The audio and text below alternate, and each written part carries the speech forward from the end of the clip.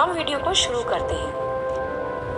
यह उस समय की बात है जब इज़राइल का कोई राजा नहीं था और इज़राइल के लोगों ने परमेश्वर के विरुद्ध पाप किया। इसलिए परमेश्वर ने उन्हें पलिश्तियों की अधीनता में कर दिया, जिस वजह से पलिश्ती लोग उन्हें सताने लगे। उसी समय इज़राइल में मानहो नाम का एक व्यक्ति रहता था, जिसकी पत्नी बांझ थी और उनकी कोई संतान न थी। तब एक दिन परमेश्वर के एक दूत ने मानहो की पत्नी को दर्शन दिया और उससे कहा कि तू गर्भवती होगी और एक बेटे को जन्म देगी, जो परमेश्वर का नाज़ीर होगा।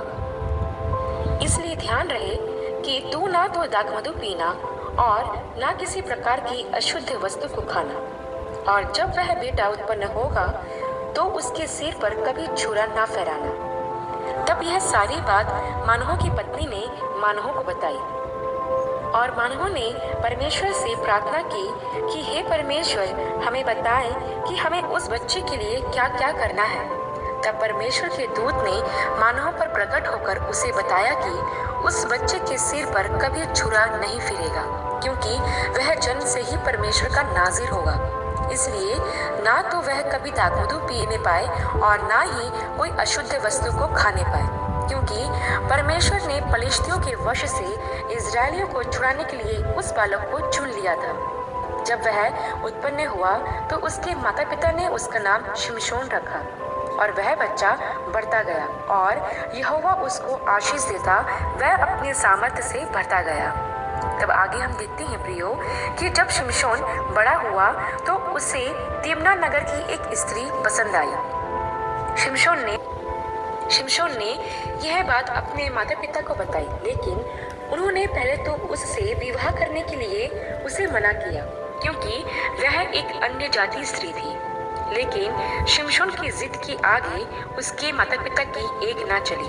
यहाँ पर ध्यान दे प्रियो कि यह बात परमेश्वर की ओर से थी और परमेश्वर अद्भुत तरीके से शिमशोन को इस्तेमाल करने वाला था, जिसमें हम देखते हैं कि जब शिमशोन तिम्ना नगर पहुंचा तो वहां की एक दाख की बारी के पास सिंह गरजने लगा। तब परमेश्वर का आत्मा उस पर उतरा और उसने उस जवान सिंह को ऐसा फाड़ दिया जैसे कोई बकरी का बच्चा हो। तब प्रियो जब वह उस नगर में उस स्त्री के पास गया तो उसे वो स्त्री अच्छी लगी और उसने उससे विवाह किया। एक दिन प्रियो शिमशोन ने एक बड़ा भोज किया। तब शिमशोन ने उन मेहमानों से जो आए हुए थे एक पहेली पूछी और कहा कि अगर भोज के इन 7 दिनों में यदि तुम मेरे पहेली का उत्तर बता दो तो मैं तुम्हें 30 कुर्ते और 30 जोड़े कपड़े दूंगा, और यदि तुम ना बता सको तो तुम्हें मुझे 30 कुर्ते और 30 जोड़े कपड़े देने पड़ेंगे। तब शिमशोन ने उन्हें पहेली बताई, जो इस प्रकार थी कि खाने वाले में से खाना और बलवंत में से मीठी वस्तु निकली। इस पहेली का अर्थ वे लोग ना बता सके। तब जब वह परेशान हो गए तो उन्होंने शिमशोन की पत्नी को धमका कर कहा कि यदि तू अपने पति से इस पहेली का अर्थ पूछकर हमें नहीं बताएगी तो हम तेरे पिता के घर समेत तुझे आग लगा देंगे। तब शिमशोन की पत्नी शिमशोन के पास आकर रोने लगी और कहने लगी कि तू मुझसे प्रेम नहीं करता, क्योंकि जो पहेली तूने मेरे लोगों से पूछी है उसका अर्थ मुझे नहीं बताया। तब शिमशोन ने उससे कहा कि जब मैंने अपने माता पिता को भी नहीं बताया तो फिर तुझे कैसे बता दूं? तब शिमशोन की पत्नी 7 दिन उसके सामने रोती रही और उसे बहुत तंग किया। तब उसने उस पहेली का अर्थ उसको बता दिया कि पहेली का अर्थ है शहद। जब 7वां दिन आया तो उन मेहमानों ने उस पहेली का अर्थ शिमशोन को बता दिया, क्योंकि उस पहेली का अर्थ शिमशोन की पत्नी ने उन मेहमानों को बता दिया था। तब शिमशोन ने शर्त के अनुसार उन पहेली बताने वालों को 30 जोड़े कुर्ते और 30 जोड़े कपड़े अश्कलोन से लूटकर ला कर दे दिया। तब शिमशोन क्रोधित होकर अपने पिता के घर चला गया और शिमशोन की पत्नी का विवाह शिमशोन के एक मित्र के साथ कर दिया गया। लेकिन जब शिमशोन अपनी पत्नी से मिलने अपने ससुराल आया तो उसके ससुर ने उसे उसकी कोठरी में जाने ना दिया। उसके ससुर ने उससे कहा कि मैंने तेरी पत्नी का विवाह तेरे मित्र से करा दिया है, उसके बदले तू उसकी छोटी बहन से विवाह कर ले, जो कि सुंदर है।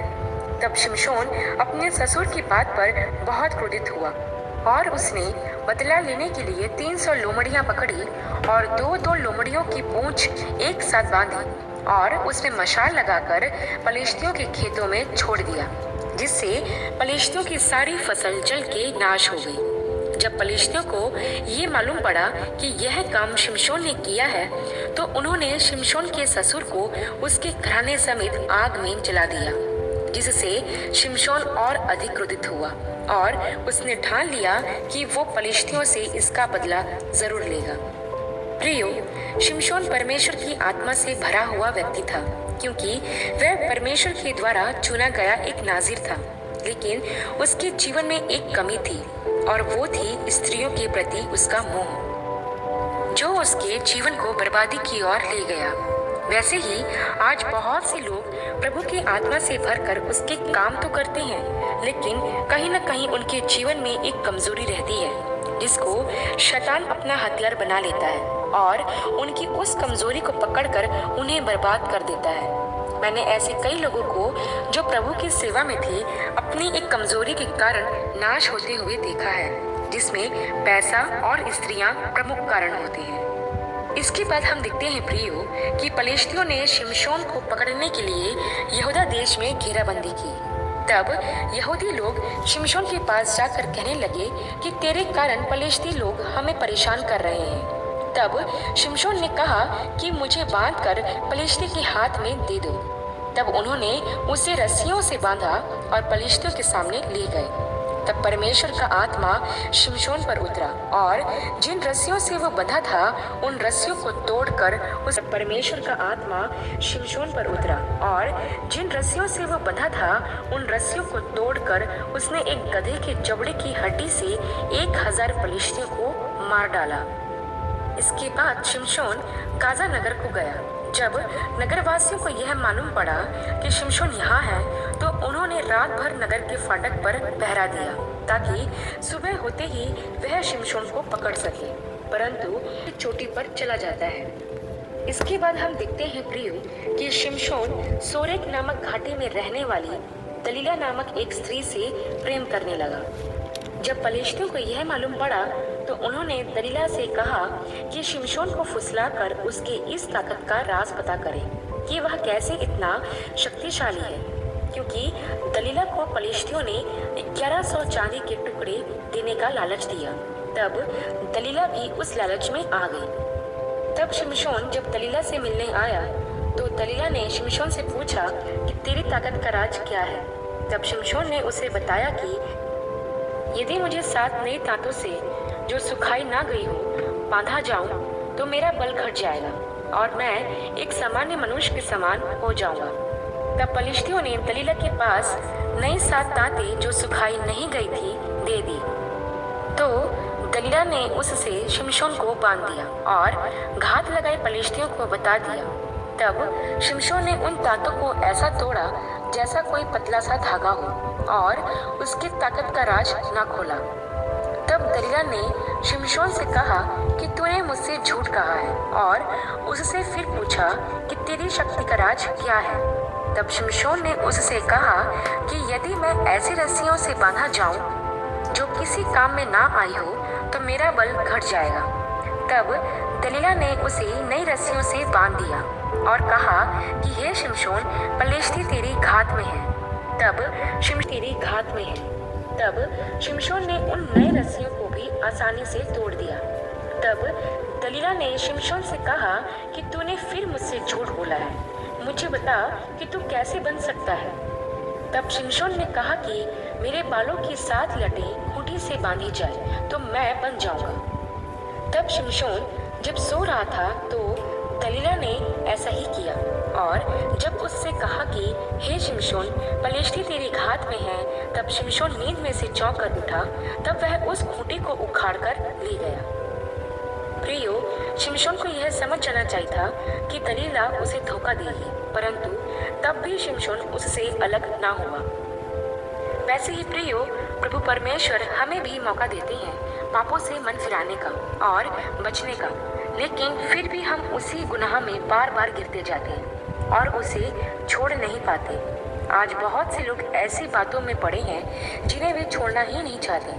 तभी शैतान उनके जीवनों में काम करता है, जैसा दलीला के जरिए शिमशोन के जीवन में किया। जब कोई लगातार परमेश्वर के विरुद्ध में पाप करते रहता है, तब परमेश्वर का आत्मा उसे छोड़कर चला जाता है।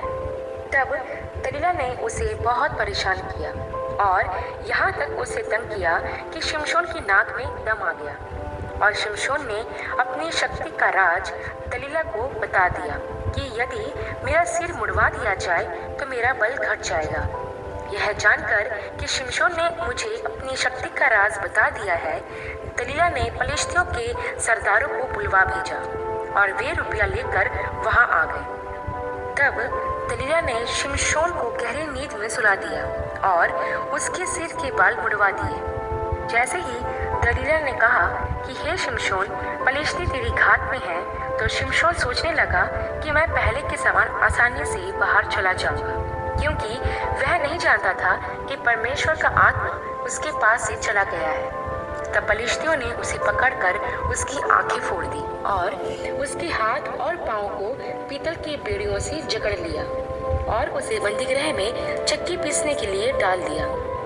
तब उसके बाल फिर से बढ़ने लगे। तब एक दिन फलिश्ती लोग दागोन नामक देवता के मंदिर में बलिदान चढ़ाने के लिए इकट्ठे हुए और उन्होंने शिमशोन को भी वहां बुलवाया ताकि उसका हंसी ठट्टा कर सके, अर्थात तमाशा बना सके।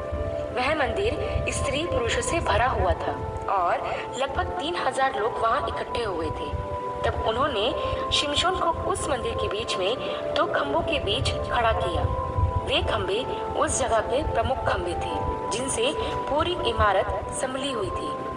तब वहां पर शिमशोन ने परमेश्वर से प्रार्थना की और पश्चाताप किया और परमेश्वर से कहा कि मुझे शक्ति दे कि मैं इन फलिश्तियों से अपनी दोनों आंखों का पलटा एक ही बार में ले सकूं। तब परमेश्वर का आत्मा उस पर उतरा और उसने उस इमारत के दोनों खंभों को पूरी ताकत लगाकर गिरा दिया, जिसमें जितने लोग वहां पर थे उस इमारत के नीचे दबकर मर गए और शिमशोन की भी मृत्यु हो गई। तब जितने लोगों को उसने अपने पूरे जीवन में नहीं मारा था, उससे अधिक उसने अपने जीवन के अंतिम समय में मार डाला। तब उसके पिता के सारे घराने ने उसकी लोथ उठाकर उसे दफना दिया और मर गए और शिमशोन की भी मृत्यु हो गई। तब जितने लोगों को उसने अपने पूरे जीवन में नहीं मारा था, उससे अधिक उसने अपने जीवन के अंतिम समय में मार डाला। तब उसके पिता के सारे घराने ने उसकी लोथ उठाकर उसे दफना दिया और उसे मिट्टी दी। इस प्रकार प्रियो, शिमशोन की कहानी का अंत होता है।